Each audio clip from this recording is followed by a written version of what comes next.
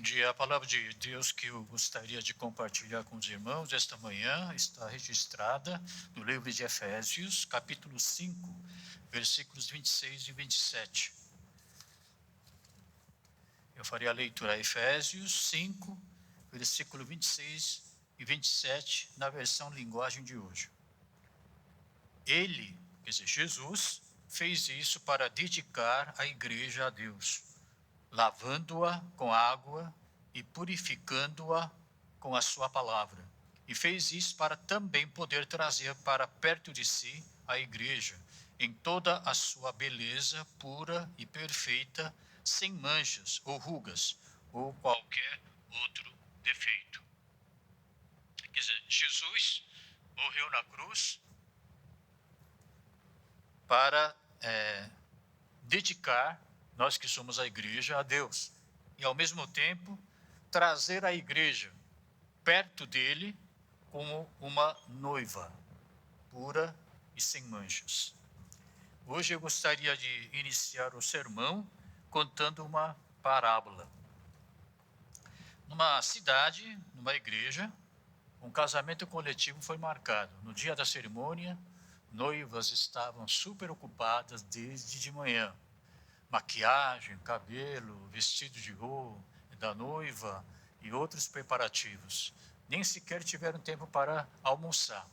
Uma delas, com muita fome, resolveu comer alguma coisa. Saiu da igreja e viu que havia por perto 2 restaurantes chineses. Entrou em um deles e ela pediu um prato. O que ela pediu? Pediu jjajangmyeon. Uma outra noiva também sentiu muita fome e resolveu fazer a mesma coisa. Só que ela entrou no outro restaurante chinês ao lado. E, ao entrar, ela também pediu jjajangmyeon. Enquanto as duas estavam saboreando o prato, de repente, houve um apagão num dos restaurantes, porém isso não impediu a noiva continuar saboreando o seu prato. Enquanto a outra, como era de se esperar, quem já comeu jjajangmyeon sabe, né? Aquele molho de jjajangmyeon costuma espingar e manchar o vestido. E isso que aconteceu com ela. E ao perceber a mancha, ela correu, né, para o banheiro e ela começou com água e sabão tirar a mancha.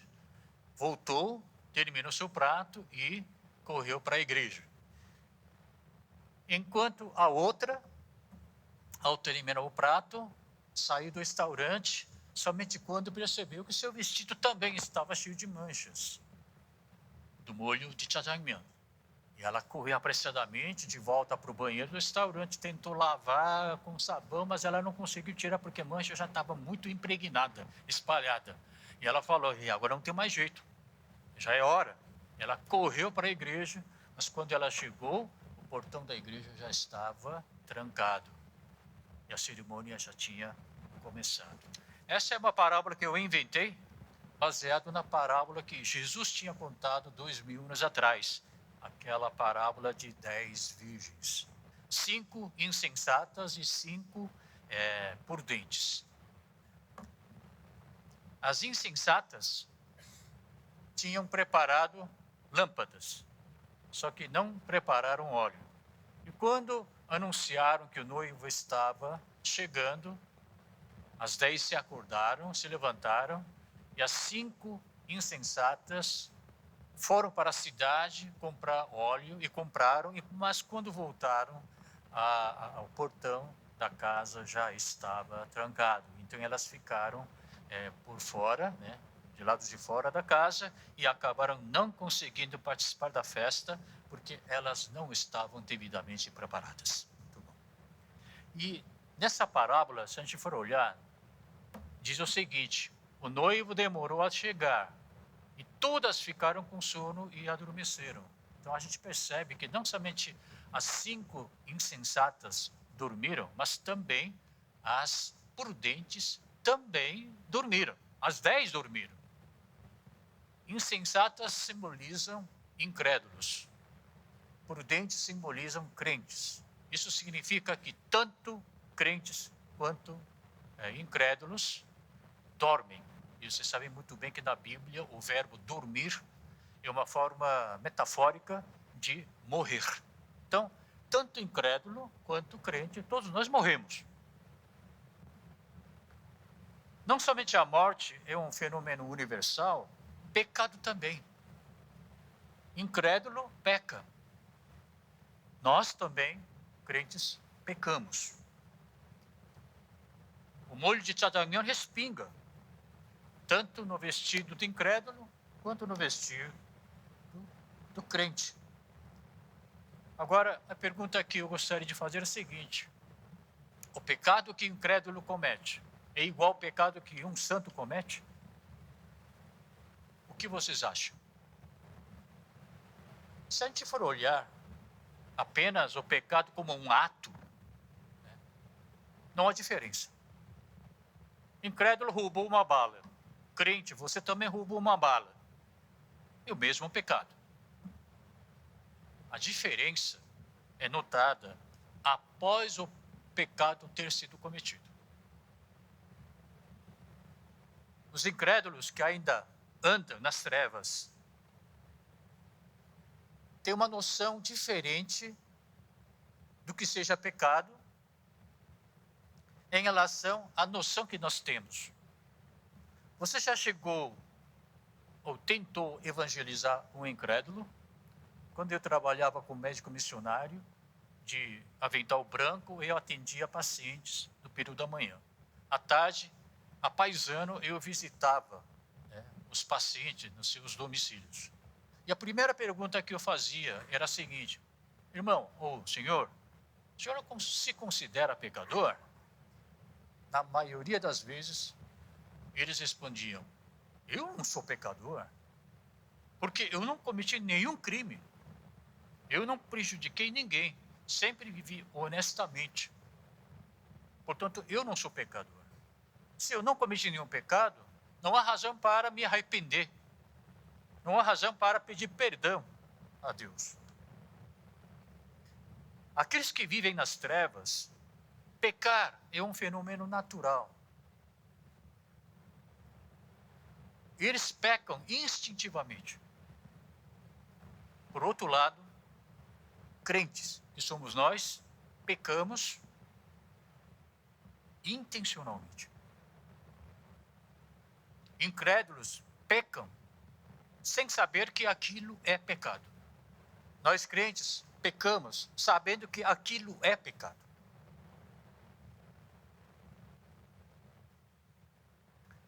E quando você peca, sabendo que aquilo que você cometeu é pecado, o castigo, a punição, só pode ser maior do que aquele que pecou a partir da ignorância.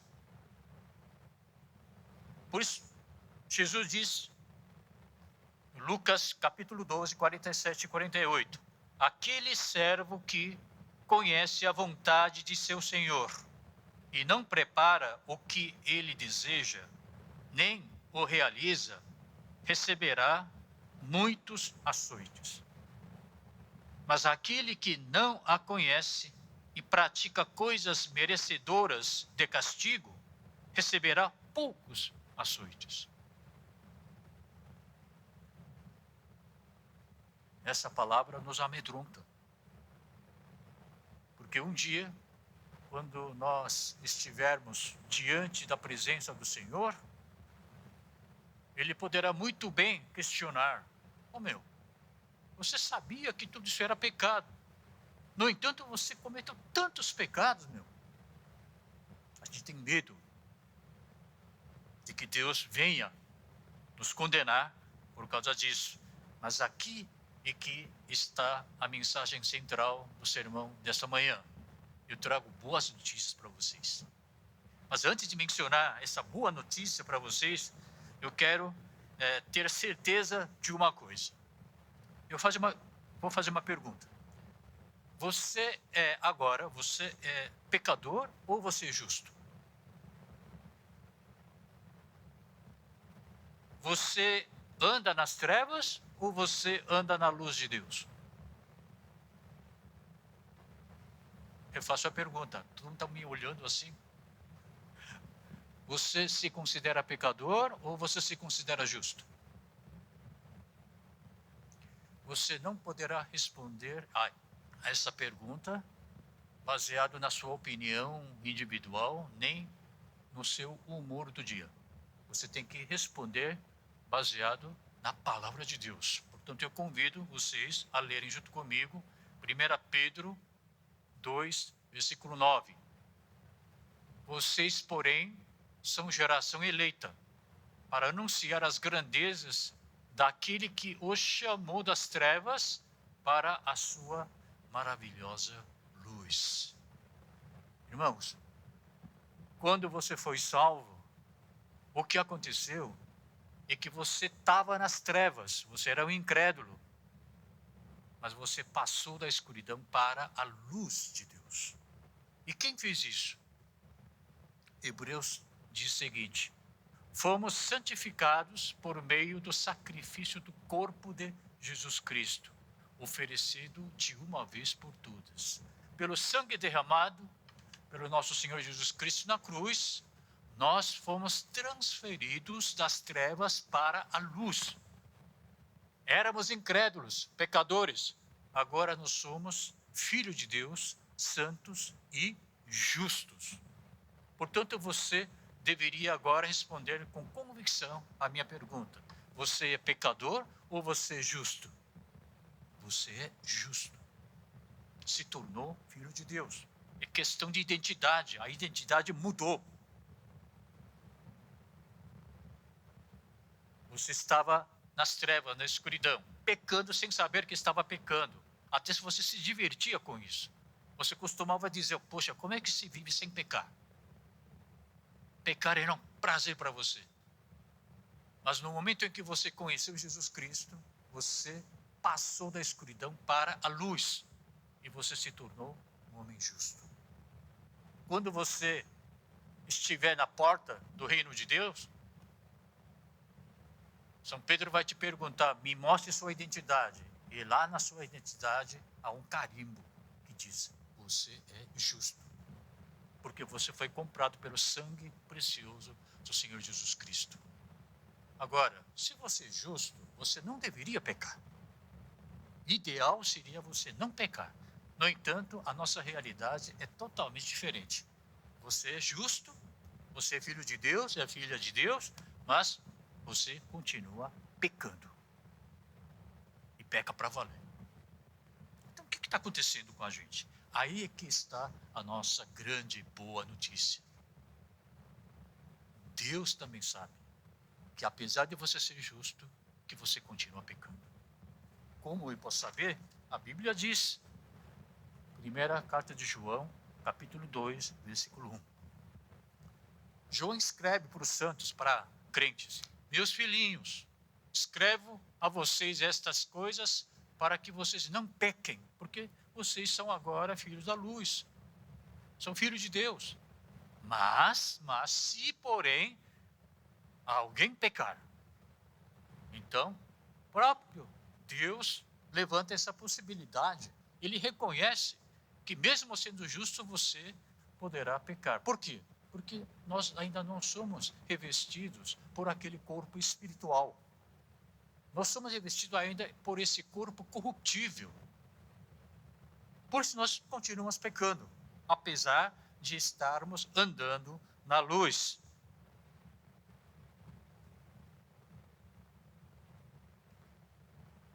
Mas se alguém pecar, nós temos um intercessor junto ao Pai, que é o Senhor Jesus Cristo.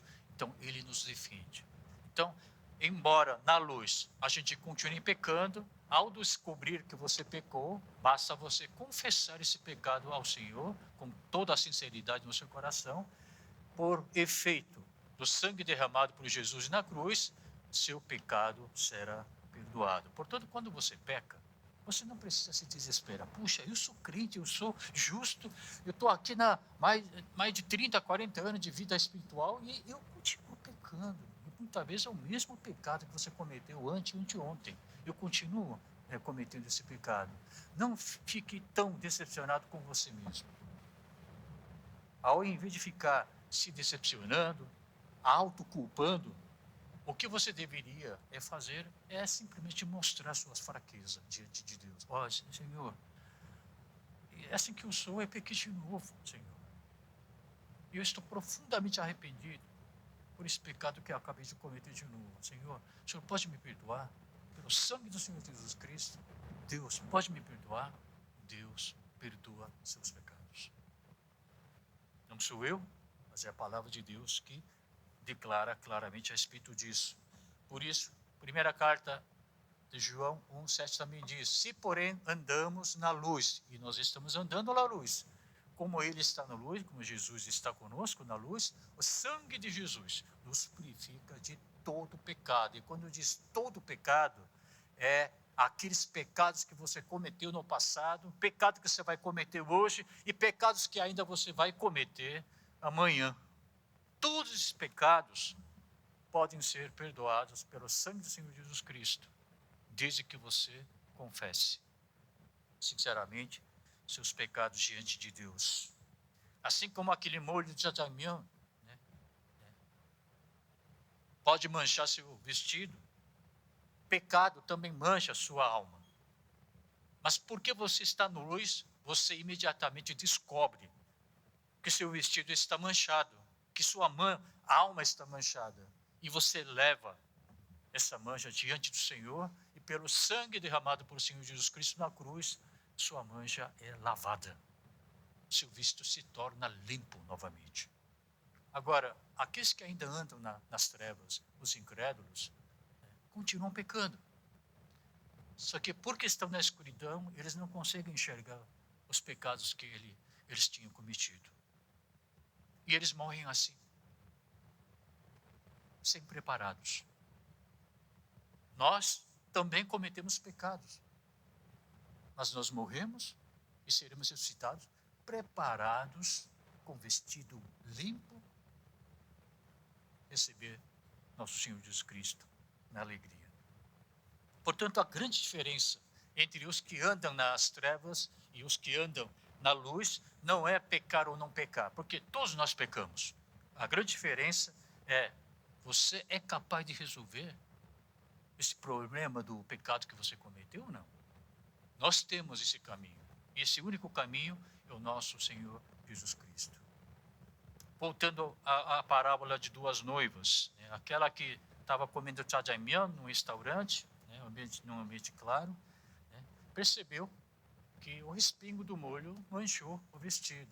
E ela lamenta: de novo, como eu sou atrapalhada, como eu sou desajeitada, como se fosse uma criança, ainda deixando o molho espingar no vestido. Não é isso que você também sente quando peca? Puxa vida, eu sou pastor, eu sou presbítero, eu sou diácono, eu estou nessa praia há mais de 30 anos, me considero filho de Deus, mas continuo respingando pecado na minha roupa. Isso incomoda demais. Por isso, quando o crente rouba alguma coisa, conta uma mentira, o coração palpita, sente aquele peso na consciência, não sabe o que fazer. E você costuma dizer o seguinte: não posso viver desse jeito. Eu tenho que resolver essa questão, para poder esticar as pernas e dormir tranquilo. Por isso, o Espírito que habita dentro de nós impulsiona você a confessar seus pecados. Resolver logo essa questão de pecado. Sentir que é perdoado e começar um novo caminhar pela frente.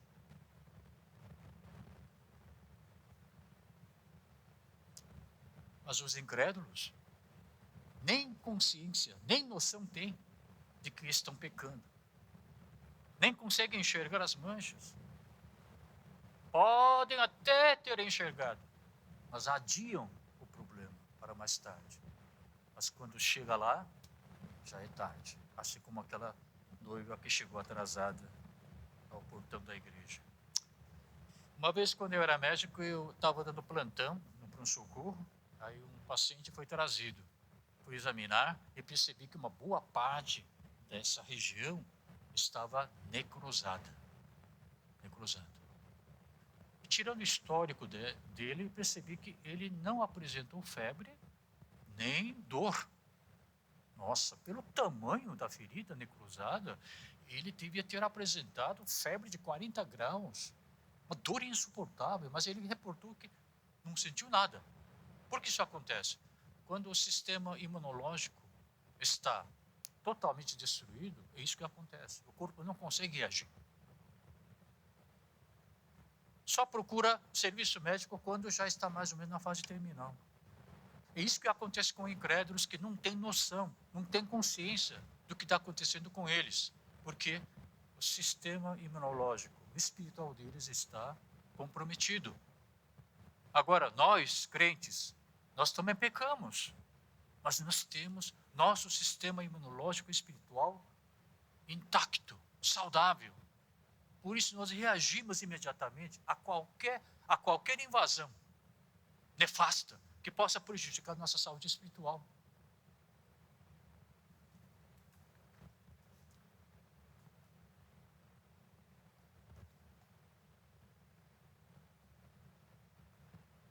Um jovem me perguntou, pastor, então, se a gente peca e a gente confessar o pecado que a gente cometeu a Deus, e pelo poder do sangue de Jesus Cristo esse pecado é perdoado, a gente pode pecar à vontade? O que vocês acham?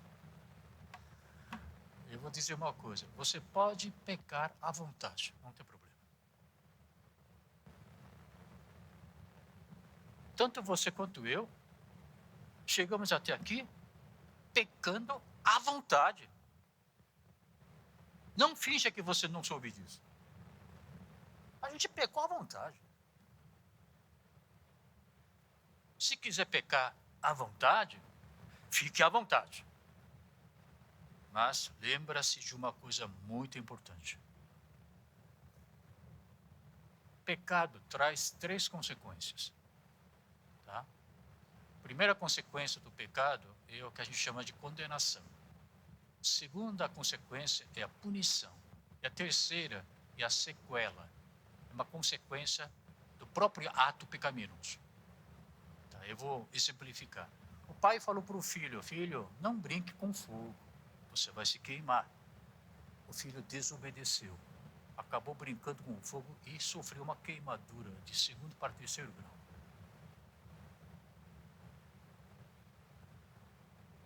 O filho desobedeceu, mas isso não significa que o relacionamento pai e filho vai ser abolido.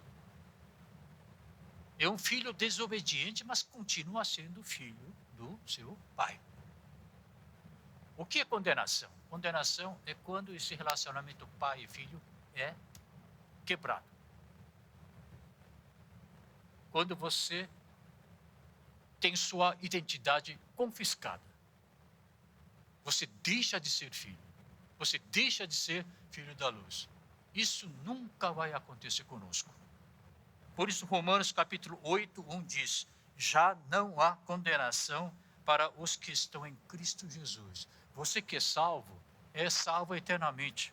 Por mais que você peque, o fato de você ser filho de Deus, o fato de você ser filha de Deus, não muda. É intocável. Portanto, para nós, que somos crentes, condenação não existe mais. A segunda consequência é a punição. Isso sim. Desobedeceu. Então, o pai precisa tomar alguma medida disciplinar, no sentido didático, claro, propósito didático, para que ele não cometa mais o mesmo erro. Nessa altura de campeonato, o que você deveria fazer? Você tem que suplicar a Deus. Senhor, o pai, eu errei, mas não me bata muito forte não, pai. Porque nosso Deus é generoso, Ele é misericordioso.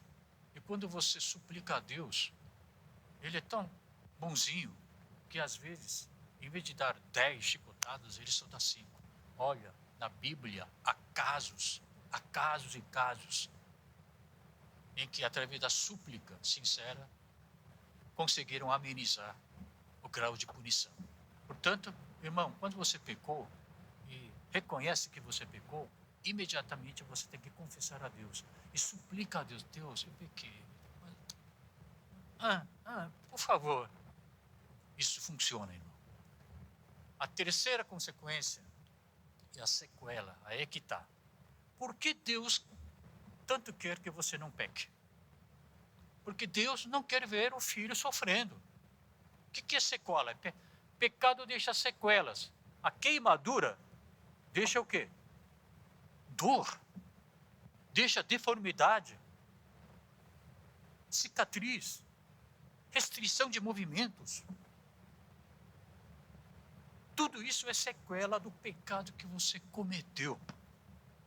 E o único responsável por essa sequela é você mesmo. Ninguém pode sofrer por você.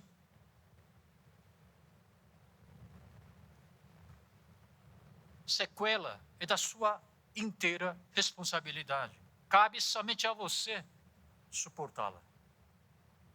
Você que é mãe e pai, sabem do que estou falando. É duro, é muito sofredor ver um filho sofrer, ver um filho adoecer. Por isso nosso Deus, por amor que Ele tem conosco, diz, filho, não peque, porque se você pecar, certamente esse pecado vai trazer sequelas, e você vai sofrer muito com isso. Por isso, na medida do possível, nós temos que parar de pecar.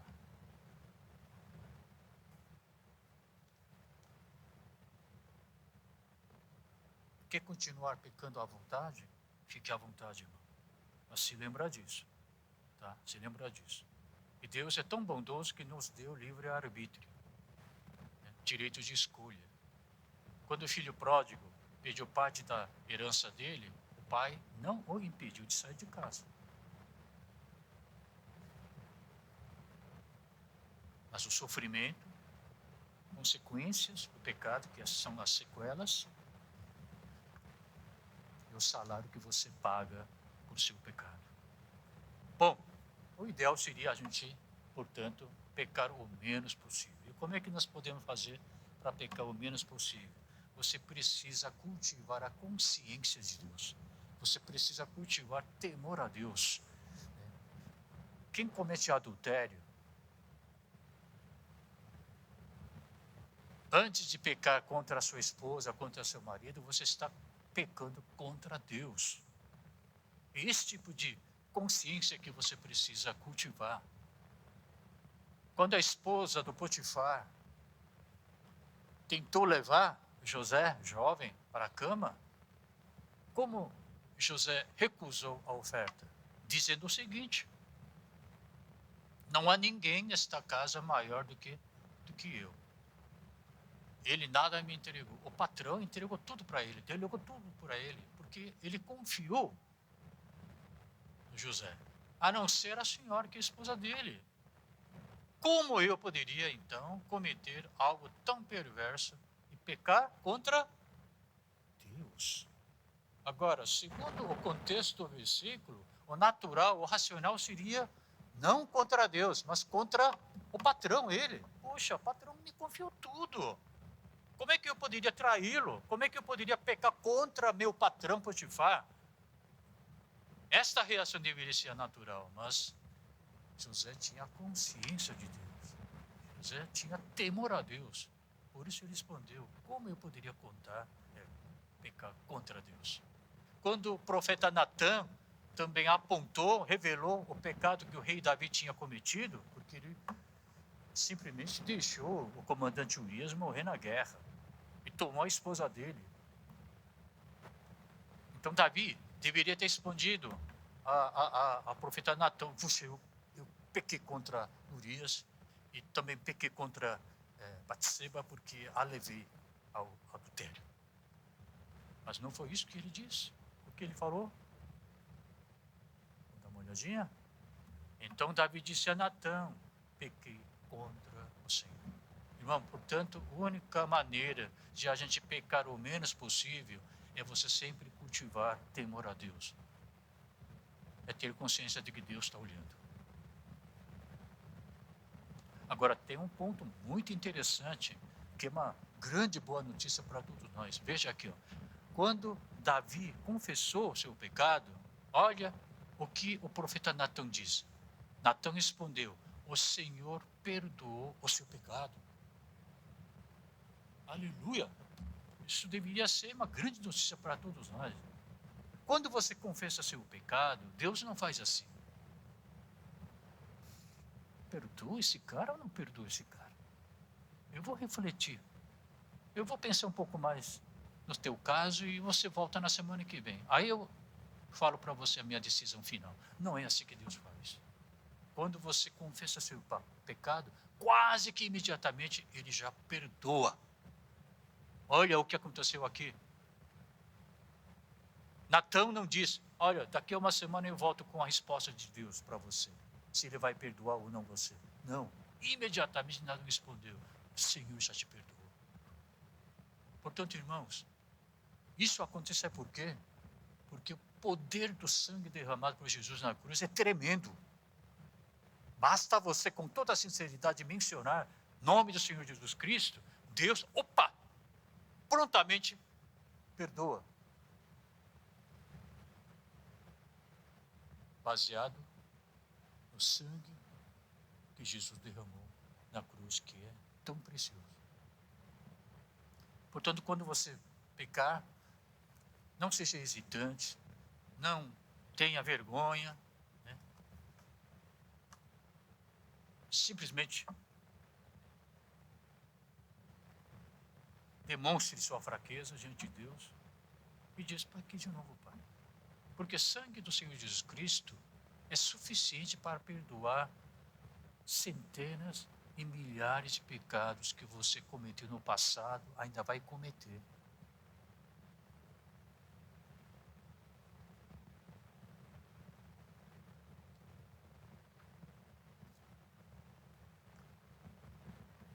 Muito bom. Para finalizar, outro jovem me procurou e disse o seguinte: bom, muito bom, meus pecados foram perdoados, pastor, pelo sangue do Senhor Jesus Cristo, conforme o que está escrito na Bíblia. Agora, por quê? Por quê?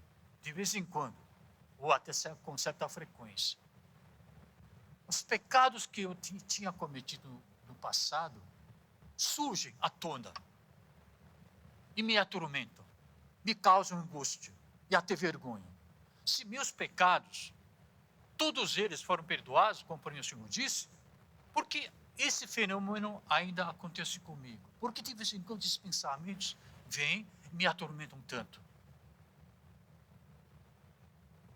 a ponto de algum de nós cometer até suicídio, devido ao tamanho sofrimento que ele estava experimentando. Volto a dizer, irmãos, qual é a consequência do pecado que eu falei? Sequela. Sequela. Pecado não somente deixa cicatriz e ferida e deformidade no corpo, mas também deixa aqui. Aqui também. Pensamentos que nos atormentam por causa dos pecados que nós cometemos no passado. Eu digo para você, baseado na Bíblia, seus pecados foram definitivamente perdoados, apagados. Mas esses pecados deixam sequela. Deixa sequela na sua vida, no seu corpo, na sua mente, nos seus pensamentos. Por isso eu digo, procure não pecar. Procure, na medida do possível, não pecar. A cirurgia curou a sua doença, sua enfermidade. Mas a cirurgia deixa o quê? Cicatriz. É o mesmo princípio que rege no que tange sequelas dos pecados que nós cometemos. Então, queridos irmãos, meus caros jovens, procurem não pecar. Eu digo isso por você. Porque Deus Pai sofre ao ver você sofrer as sequelas que você cometeu do seu pecado. Mas nosso Senhor Jesus Cristo é tão grande que nós não precisamos ter medo. Aliás, é nessas horas, é quando você está atormentado, né? Até envergonhado pelos esses pensamentos que, por mais que você queira evitar, eles vão surgindo, vão ocorrendo na sua mente. É aproveitando essa brecha que o Satanás penetra na sua vida e começa a acusar, e começa a condenar você. Olha, tá vendo? Você é pastor, você o quê? Não sei, você tal, é líder de ministério. Olha, tá aí, ó, seus pecados não foram perdoados. Não caia na conversa do Satanás. Seus pecados foram definitivamente perdoados. Eu digo isso com clareza, 100% de certeza, baseado na Bíblia. O que você está sentindo são sequelas do pecado. É outra história. Portanto, não caia no engano, tá? Não deixe Satanás te enganar, tá bom? Nessas horas que você precisa voltar à palavra de Deus e firmar, né, a sua posição. O Hebreus disse o seguinte, eu gostaria que vocês lessem comigo. Vamos lá? Juntos? Vamos lá? Portanto, irmãos,